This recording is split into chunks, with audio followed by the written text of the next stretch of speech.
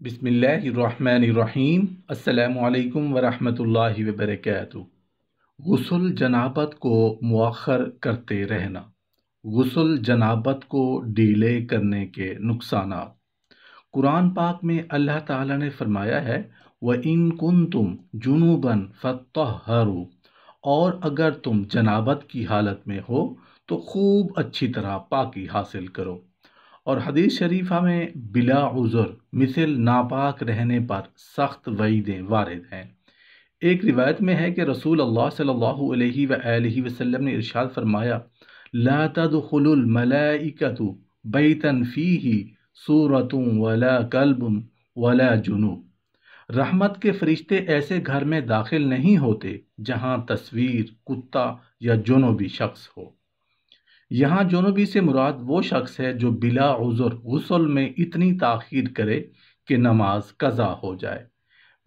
بنا غسل جنابت کا خاص اہتمام کرنا ہر مسلمان پر فرض ہے، اور برابر ناپاک رہنا بہت بڑی محرومی اور بد نصیبی کی بات ہے۔ اس ناپاکی کا دل پر بھی بہت برا اثر مرتب ہوتا ہے۔ اس لیے ضروری ہے کہ ہر مسلمان غسل کے ضروری مسائل سے واقف رہے اور اس میں قطعاً کوتاہی نہ کرے۔ اسی مناسبت سے ذیل کے مسائل پیش کیے جا رہے ہیں۔ غسل جنابت کب واجب ہوتا ہے؟ غسل کے وجوب کے اصل اسباب 3 ہیں۔ جنابت انزال یا احتلام اور التقاء ختانین بھی اسی کے حکم میں ہے۔ حیض کا انقطاع، نفاس کا انقطاع، اگر منی اپنے مستقر سے شہوت کے ساتھ جدا ہو جائے تو بعد میں اس کا خروج اگرچہ بلا شہوت ہو پھر بھی موجب غسل ہے۔ مثلا مرد نے ہاتھ سے اپنے عضو خاص کو ایسا پکڑا کہ شہوت کی حالت میں منی باہر نکل پڑی اور جوش ٹھنڈا ہونے کے بعد نکلی، تب بھی راجح قول کے مطابق غسل واجب ہو جائے گا۔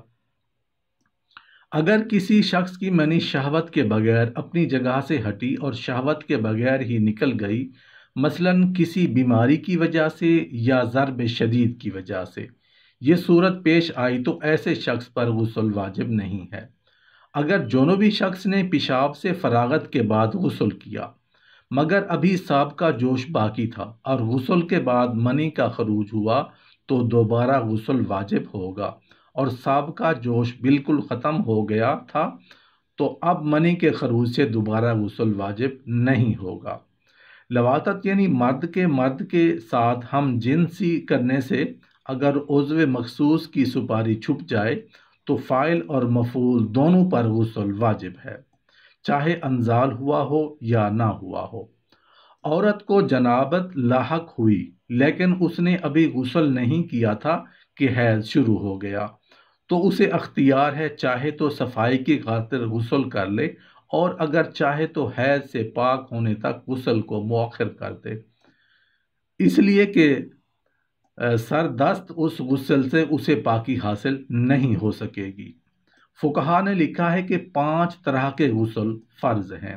حیض سے پاکی پر غسل کرنا فرض ہے، نفاس سے پاکی پر غسل کرنا بھی فرض ہے، التقاء ختانین اور سپاری کے چھپ جانے پر غسل کرنا فرض ہے، خواب میں انزال یعنی احتلام ہو جائے تو بھی غسل فرض ہے، شہوت کے ساتھ منی کا خراج ہو جائے یعنی خارج ہو جائے تو بھی غسل فرض ہے۔ 4 طرح کے غسل مسنون ہیں: جمعہ کے دن کا غسل کرنا، عیدین کے دن غسل کرنا، عرفہ کے دن کا غسل کرنا، احرام کے وقت کا غسل۔ ایک غسل واجب ہے یعنی میت کو غسل دینا، یہاں تک کہ غسل سے پہلے اس پر نماز جنازہ ہی جائز نہیں۔ اور ایک طرح کا غسل مستحب ہے یعنی جس کافر نے اسلام قبول کر لیا اس کے لیے بہتر یہ ہے کہ وہ غسل کر لے۔ غسل جنابت میں راجح قول کے مطابق غرغرہ کرنا واجب تو نہیں لیکن سنت ہے، البتہ اگر کوئی شخص روزہ کی حالت میں غسل جنابت کرے تو اس کے لیے صرف کلی کافی ہوگی اور غرغرہ کی ضرورت نہیں ہے، کیونکہ اس کی وجہ سے حلق کے اندر پانی پہنچنے کی بنا پر روزہ ٹوٹنے کا خطرہ بھی ہو سکتا ہے۔ اگر کسی شخص نے غسل میں کلی تو نہیں کی، البتہ پانی منہ میں لے کر پی گیا تو یہ دیکھا جائے گا کہ اس نے پانی پینے سے پہلے اسے منہ میں گھمایا ہے یا نہیں۔ اگر گھمایا ہے تو یہ کلی کے قائم مقام ہو جائے گا، اور اگر اسی طرح پانی پیا کہ وہ پانی منہ کے سب کناروں تک نہیں پہنچا بلکہ صرف زبان سے لگ کر حلق میں چلا گیا، تو یہ کلی کے قائم مقام نہیں ہوگا۔ اگر غسل جنابت میں کلی کرنا بھول گیا اور نماز پڑھنے کے بعد یاد آیا تو دوبارہ غسل کرنا ضروری نہیں، بلکہ صرف کلی کر لینا کافی ہو جائے گا۔ اور جو نماز کلی کرنے سے پہلے پڑھی گئی اس کا اعادہ لازم ہوگا۔